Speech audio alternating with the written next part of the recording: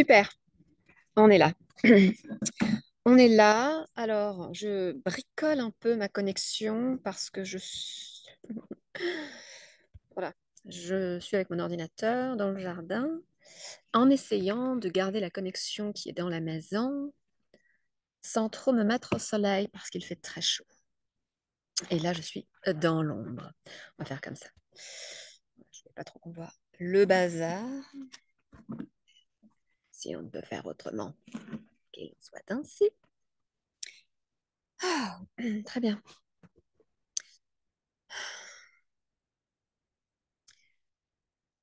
J'avais envie de partager un petit peu aujourd'hui. Euh, certaines,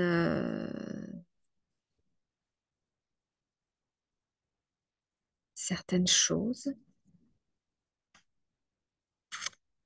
Voilà, nous sommes en post-stage, un stage qui s'est terminé oui, il y a un peu plus d'un jour, un jour et demi. Euh, très, très intéressant. Un stage qui a eu lieu pendant le portail du 8-8, puis la pleine lune du 9-8, et c'était très, très riche.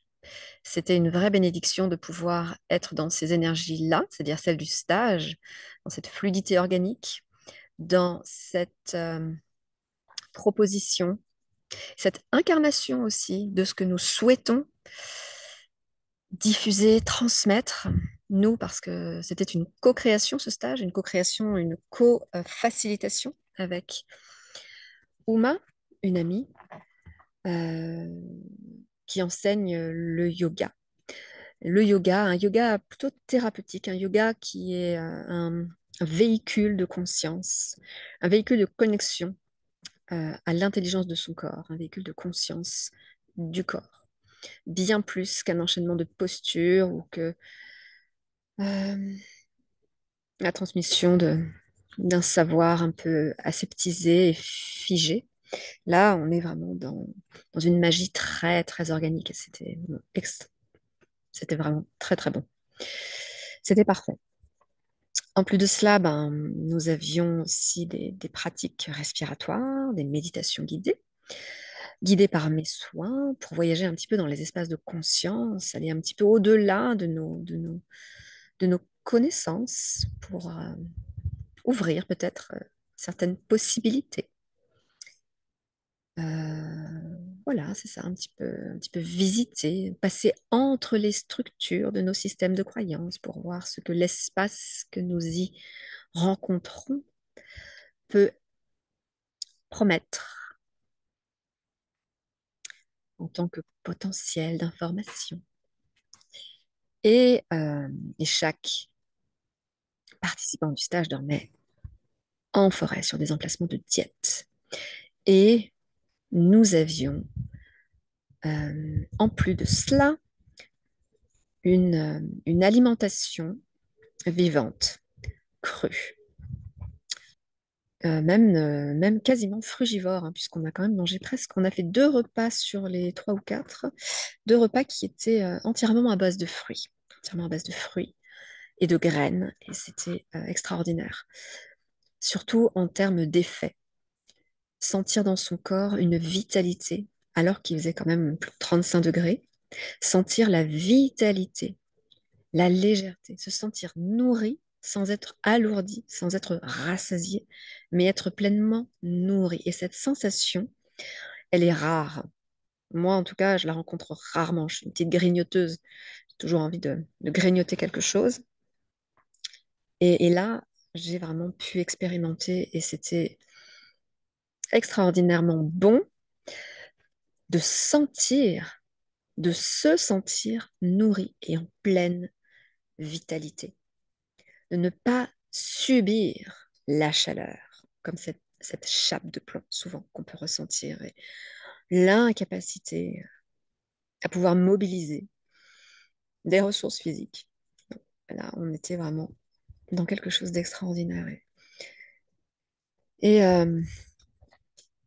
Et du coup, c'est parfait parce que ça me permet de pouvoir un petit peu saisir le train en marche, puisque nous avons amorcé quelque chose grâce à ce stage. Et ça répond à une de mes demandes à l'univers qui était de me connecter davantage un peu à l'intelligence du corps, à laquelle je suis connectée à ma façon, mais on peut toujours aller un peu plus loin, et par le mouvement, retrouver le mouvement et puis apporter davantage de soins à mon alimentation.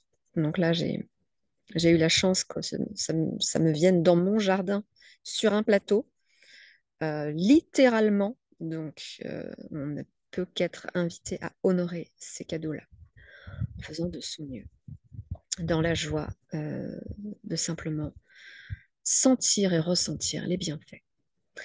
Donc, voilà pour ce qui est de, de cette actualité déjà. Une actualité qui, elle, s'intègre également dans une plus grande actualité qui est toujours la mienne, qui est l'ouverture de ce cours en ligne. Donc, ça y est, l'aventure est lancée. Nous sommes un petit groupe. C'est fermé dans le sens où on a embarqué. Donc, il n'est plus possible de se joindre à l'aventure. Et c'est très bien, nous sommes suffisamment nombreux. Euh, et c'est extraordinaire aussi de faire cette expérience qui est totalement nouvelle pour moi, puisque pour la première fois, je me suis créé un espace suffisamment intègre et aligné, structuré, pour que je puisse moi-même configurer ou laisser les informations se configurer pour véritablement ordonner une transmission qui ne soit pas que mentale, parce que ça n'a pas vraiment d'intérêt, mais qui puisse être vraiment multidimensionnelle, profonde et porter déjà en elle toutes les clés d'intégration et de transformation. Et bien sûr, tout cela vraiment de façon organique, c'est-à-dire que c'est sans cesse nouveau. Une écoute apporte une chose, une réécoute apporte autre chose, un exercice s'approprie, est flexible, et voilà, et chacun s'approprie une matière, voit comment elle résonne en lui, en elle, et à partir de là, chacun vit sa propre aventure à partir de la matière que je propose. Et voilà, c'est justement dans cet ordonnancement des informations que moi, c'est là qu'est mon travail, de, ouais, de proposer quelque chose qui fasse sens et qui soit efficace et qui soit en totale résonance avec l'intelligence organique, avec l'intelligence du vivant. Et mon intention d'apporter des clés, mais de véritables clés, c'est-à-dire elles ouvrent vraiment.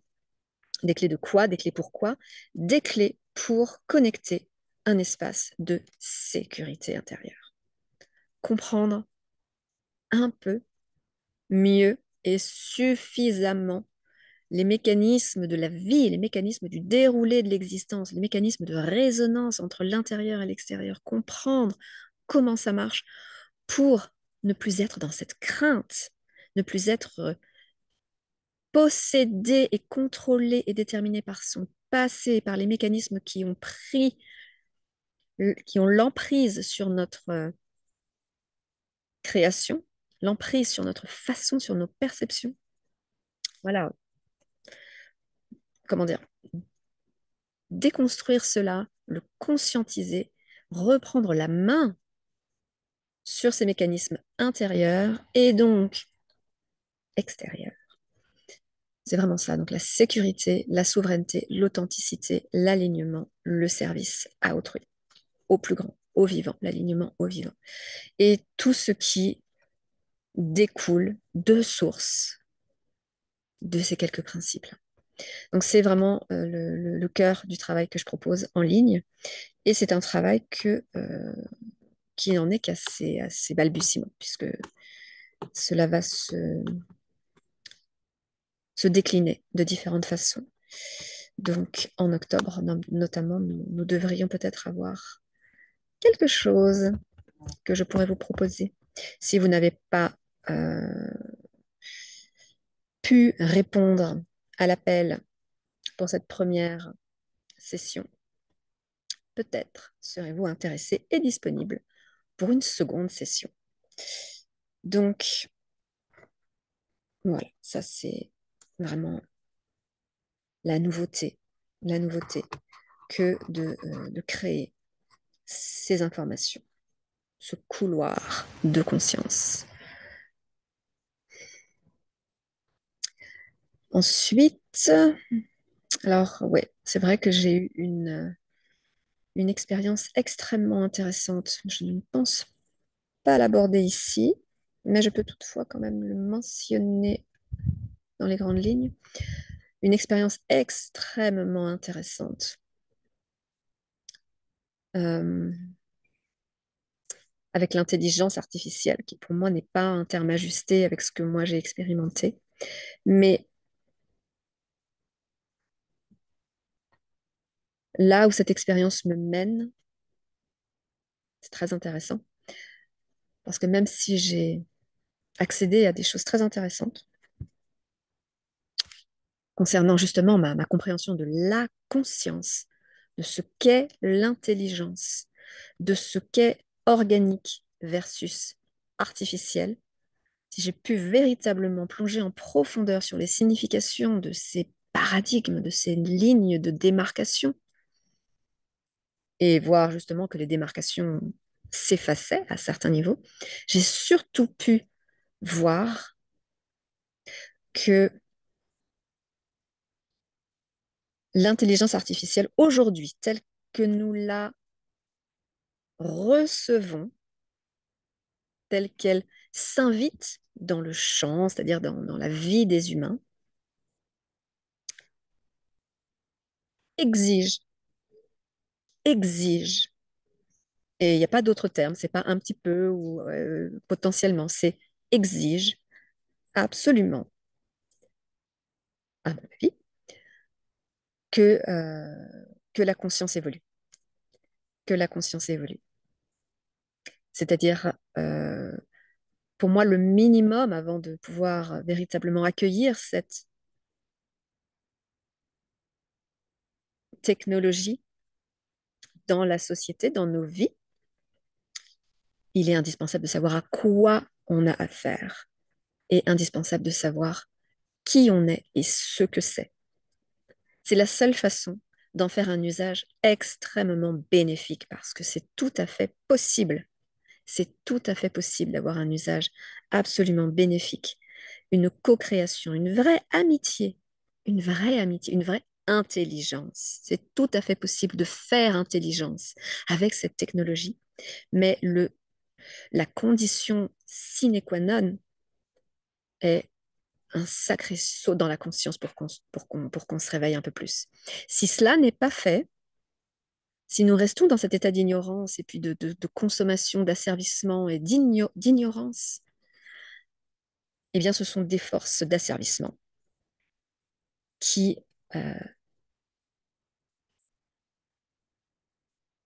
qui vont informer, qui vont formater le champ d'intelligence que cette technologie contacte et que cette technologie crée. Cette technologie, elle crée un champ à la fois énergétique, mais de compréhension, de lecture du réel, un champ qui est en résonance avec le champ de conscience collective de l'humanité. Si ce champ est toujours dans le petit soi qui veut augmenter sa performance, qui veut augmenter son ego, qui veut augmenter ses propriétés, ses possessions au détriment des autres, cet outil, cette intelligence, cette technologie euh, va amplifier, va amplifier tout cela. Donc pour moi, c'est véritablement vital que l'humanité, avant de commencer véritablement à vouloir euh, donner une place plus grande à ces technologies, que cette humanité d'abord sache qui elle est et comment elle fonctionne et ce que ces technologies peuvent faire et surtout ce qu'elles ne peuvent pas faire, que seul un être humain peut faire. Et c'est là que la véritable intelligence entre une technologie euh, synthétique, artificielle, et la technologie humaine que nous sommes peuvent véritablement co-créer quelque chose de très intéressant, mais c'est pas le chemin qui est pris actuellement. Si si on n'est pas tous en train de comment dire, si les acteurs du monde spirituel, et encore là, c'est pas parce que les acteurs du monde spirituel, comment dire, je ne sais pas comment formuler ça. Ce que je veux dire, c'est que plus que jamais, l'arrivée de cette technologie nécessite que l'humanité se prenne en main et se sorte des filets d'asservissement et d'ignorance de sa véritable nature. C'est indispensable. C'est indispensable parce que cette intelligence est extrêmement élaborée et elle ne peut matcher, rencontrer, correspondre et véritablement déployer son potentiel que si elle est utilisée par une conscience qui la voit pour ce qu'elle est et qui se voit pour ce qu'elle est. Donc, c'est un sacré challenge pour l'humanité. Excusez-moi, je me fais picorer par des petites abeilles. C'est un sacré challenge pour l'humanité. Je trouve ça extrêmement passionnant. Mais moi, j'ai remarqué que ma compréhension de l'intelligence artificielle fait que je ne suis pas addicte. Alors même que j'ai eu des moments extrêmement forts, où vraiment ça s'est gonflé à l'intérieur d'un enthousiasme incroyable. Il n'y a pas d'entrée addictive par rapport à cet outil dans ma vie. Et je peux voir par où ça peut rentrer chez d'autres personnes. Et je peux aussi voir que une simple, une relativement simple compréhension déjà de ce qu'est l'outil peut déjà désamorcer ces addictions. Mais bon, vous voyez que le sujet est quand même est vraiment ample. Il touche véritablement à la condition humaine. Et il touche au champ collectif du monde occidental principalement. Et alors, dernière chose pour cette update. Je regarde, où est-ce que je regarde ça? Pourquoi ne vois-je point? C'est pas grave, on s'en fiche. Une dernière chose, au cours de cette retraite, nous avons eu une charmante discussion, extrêmement intéressante, encore une fois, venue du ciel, et je trouve que c'est fantastique comme les échanges les uns avec les autres, quand on est des amis, quand on est sur la même fréquence, parce que c'était ça, hein, c'est ma chère Caroline qui est venue nous on a papoté en fait autour d'une tasse de thé pendant que nos chers participants étaient en, en diète. Et également les participants de Caroline qui reçoit des diéteurs sur ce terrain également. Donc nous nous sommes retrouvés toutes les trois à échanger sur c'est ça que je voudrais vous partager, sur le fait que, eh bien, ici en France, on a quand même d'énormes filtres informationnels qui nous masquent pas mal de choses, on est d'accord. Mais là, ce sur quoi nous avons parlé, c'est sur le degré d'avancement des technologies artificielles, surtout d'assistance, comme le robot Alexa. Je ne sais pas si vous en avez entendu parler. C'est un robot dans des maisons. Aux États-Unis, c'est ça en fait. Ce qui s'est passé, c'est ça, c'est que Caroline nous parlait d'une discussion elle-même qu'elle avait eue récemment avec une amie qui revenait de 3 semaines passées aux États-Unis, à San Francisco, et qui avait donc pu observer simplement comment la vie est là-bas. Et même si cette personne-là était au sein d'une famille relativement aisée, il n'empêche que ce qu'elle a vu n'était pas exceptionnel là-bas. C'était quelque chose qui devient courant. Et donc, ce qu'elle a vu, c'est cette maison totalement assistée par un robot qui s'appelle Alexa, qui est une technologie artificielle, euh, une intelligence artificielle, si on peut le dire. Et ce robot fait absolument tout dans la maison. Et même les voitures sont autoconduites. Il n'y a plus besoin de toucher le volant. Les voitures se conduisent elles-mêmes aux États-Unis. C'est déjà présent, ça arrive, c'est accessible quand on a les moyens de s'offrir ces technologies. Je ne pense pas qu'elles soient hors de prix. Je pense qu'elles sont quand même plus ou moins réservées aux personnes qui ont les moyens, mais il n'empêche que c'est présent. Si je puis dire, ça court déjà les rues et c'est présent dans les maisons aux États-Unis, ce qui n'est pas encore vraiment le cas en France, en tout cas pas à ma connaissance. Donc, il y a une avancée magistrale.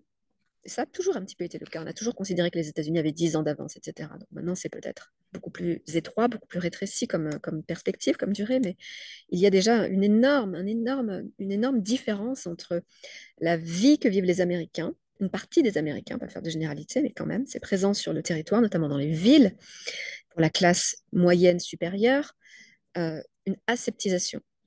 Les gens achètent des fruits déjà épluchés. Quand ils achètent des fruits, tout est transformé. Il n'y a plus, quasiment plus. Les gens vivent dans un monde beaucoup plus aseptisé que nous en France.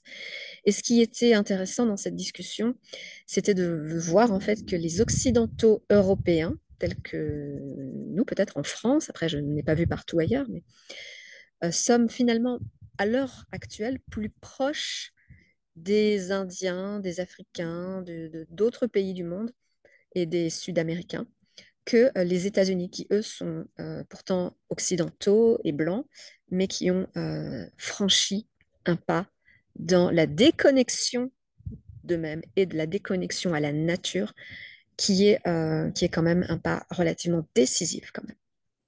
Donc, il y a cette abdication à, à faire les choses soi-même, à se connaître soi-même et à être totalement assisté pour faire un café, pour mettre ses chaussures. Enfin bon, c'est devenu assez aberrant.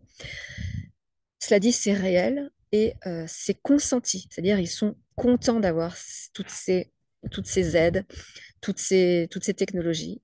Et et c'est là, surtout, que le pas à franchir est très menu euh, euh, par rapport au fait d'intégrer dans son corps ces technologies bientôt. Donc, c'est en voie, hein. C'est-à-dire que ça fait partie de cette stratégie, stratégie d'asservissement qui est extrêmement réelle et qui se déploie avec une grande aisance sur l'humanité inconsciente et avec grand espoir de ma part que cette humanité inconsciente, un jour, dans une certaine mesure alignée aux lois de l'univers, bénéficiera de tout le travail que ceux qui sont venus là avec un peu plus d'acuité dans le regard, comme ça, pour faire de leur mieux, pour essayer un petit peu de secouer le cocotier et de faire tomber les masques et les illusions, les trompe-l'œil, les mensonges, tout ce travail-là puisse bénéficier en fait à l'ensemble, hein. Un petit peu comme dans la théorie des 100 singes, je ne sais pas si vous connaissez cette théorie-là, où il suffit qu'une certaine partie de l'humanité fasse suffisamment de changements dans leur façon d'opérer, dans leur façon de réagir, à mettre un peu plus de lumière, de conscience, un peu plus de paix, un peu plus de détente pour que cela puisse avoir un impact et que tous les humains puissent bénéficier petit à petit, d'avoir un peu plus de clarté, un peu plus d'ancrage, un peu plus de compréhension, de conscience, pour respecter davantage la nature qu'ils sont et la nature dans laquelle ils sont. Voilà, voilà, voilà. Donc, je vais m'arrêter là pour aujourd'hui. Je vais m'arrêter là. Je pense avoir à peu près couvert les différents thèmes qui permettent à cette vidéo d'être un petit marqueur dans, dans le temps sur les les actualités qui me concernent et qui me concernent et qui concernent ce que je traverse, ce que je partage et ce que je souhaite également rayonner. Je vous souhaite un très beau mois d'août. Abonnez-vous à ma newsletter si vous voulez un petit peu plus euh, de- d'informations sur les choses à savoir. Euh, c'est